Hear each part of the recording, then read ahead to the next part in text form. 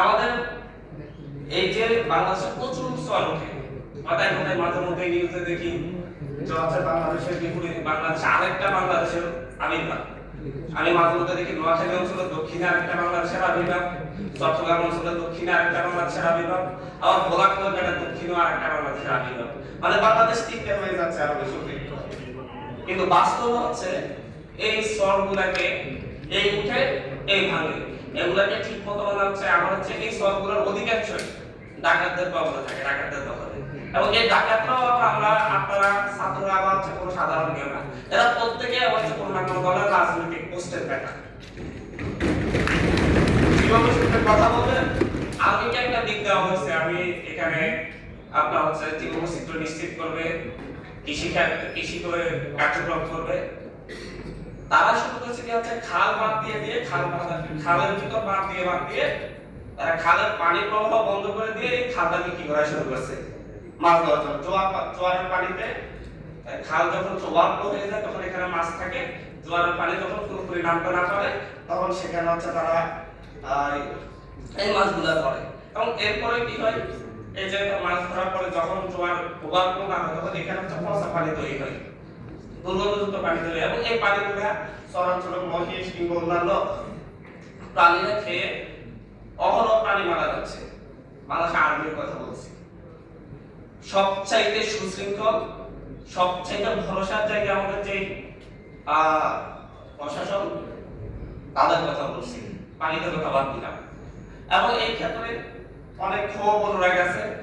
সরকার জমি দিয়েছে তাদেরকে এটা নিজেরা কৃষি কাজ করার জন্য কিংবা হচ্ছে নিজেদের কাজে ব্যবহার করার জন্য।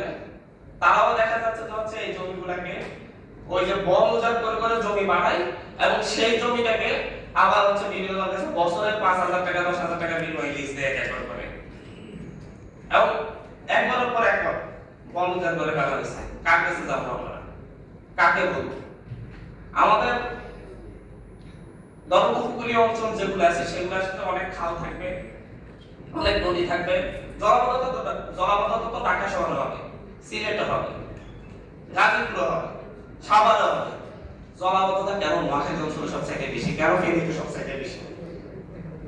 এবং এই জলাবদ্ধতা শুধুমাত্র যে এক বছরে এই জলাবদ্ধতা হয়েছে তা না, গত 4 বছর ধরে অল্প বৃষ্টি হলে কোনো পানি হয়ে যায়।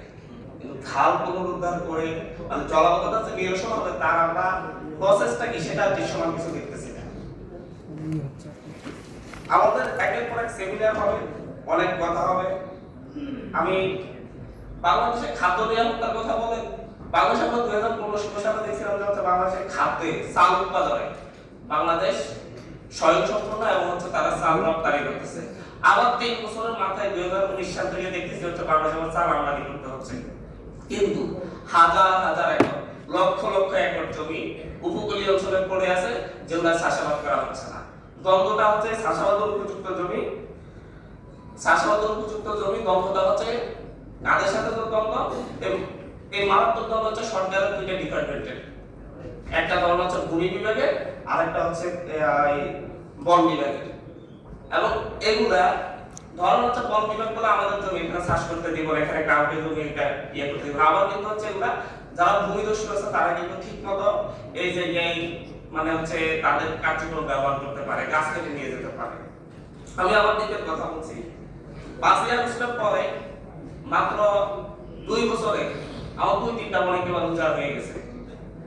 সরকারে এমন কোনো ডিপার্টমেন্ট নেই যেখানে জানানো হয়নি, ডিসি অফিসে জানানো হয়েছে, তারপর হচ্ছে বন বিভাগকে জানানো হয়েছে, এমনকি দপ্তরের উপদেষ্টাকেও জানানো হয়েছে। উপর থেকে অনেক শক্ত নির্দেশনা দেওয়া হয় যে হচ্ছে খবরদার বন বন্ধ করতে হবে। কিন্তু লোকালে গেলে শুধুমাত্র বন কাটতে যে শ্রমিক যায় তাদেরকে ধরে এনে মামলা দেওয়া হয়। এর পিছনে যারা একটা রাগব বল আছে তাদেরকে কিছু করা হয় না। পরিণাম সংঘরাজ্য বলা হয় নিঝুম দ্বীপকে।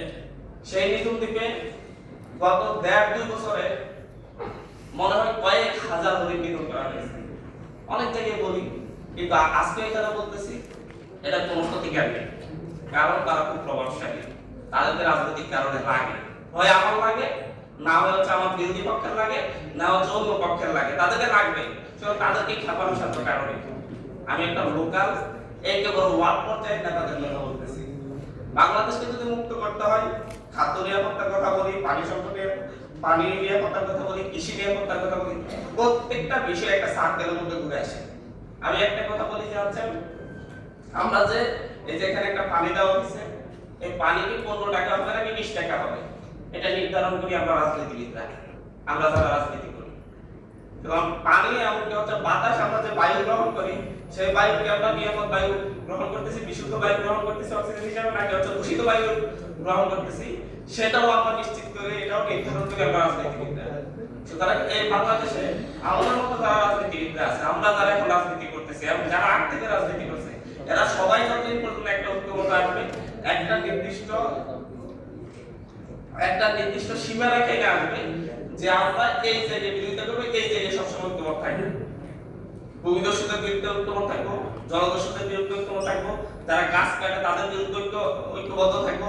এই যে কয়েকটা পয়েন্টে যদি আমরা ঐক্যবদ্ধ হতে পারি, তাহলে বাংলাদেশ শুধু 5 বছর লাগবে না, 2 বছরে পরিবর্তন হয়ে যাবে ইনশাআল্লাহ। কিন্তু বিভাগ আমাদের সমস্যাটা আমাদের মধ্যে, আমরা যারা পলিটিক্স করি আমাদের মধ্যে, আমরা যদি ঠিক হই তাহলে পুরো বাংলাদেশ ঠিক হয়ে যাবে।